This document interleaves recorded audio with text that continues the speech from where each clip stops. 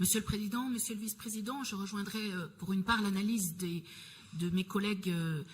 François Jacquard et Madame Gerbert sur le fait que le rapport existe, c'est la loi, il est obligatoire, et il a le mérite d'exister, et en cela, c'est aussi un travail que l'on peut souligner en provenance des services. Néanmoins, il y a quand même beaucoup de copier-coller dans ce rapport, ce qui prouve à l'évidence qu'il n'y a pas une fantastique envie de pratiquer réellement une politique de développement durable au sein de notre région.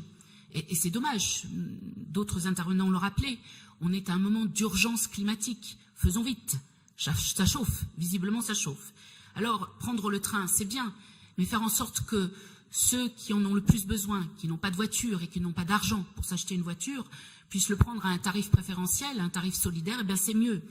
Lutter contre la pollution de l'air dans la vallée de l'Arve, Monsieur le Vice-président, nous sommes bien d'accord, c'est indispensable, mais faire en sorte que ça soit possible aussi et tout aussi bien dans les vallées de l'Ondaine, du Gier, autour de Saint-Étienne, autour de Grenoble ou de Lyon, c'est encore mieux. Et puis, faire en sorte de soutenir l'innovation dans les entreprises, c'est très bien aussi, mais faisons aussi en sorte de soutenir des entreprises vertueuses, qui n'utilisent pas les paradis fiscaux, qui pratiqueraient une politique sociale ou de santé au travail qui ne soit pas recevable.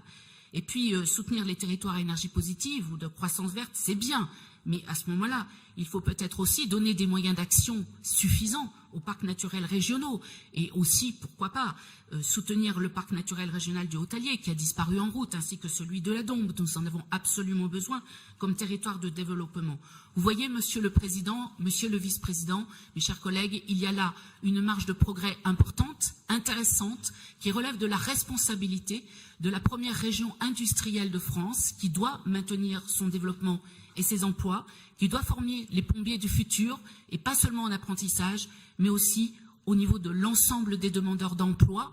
de tous ces métiers de l'éco-construction, sans aucune discrimination.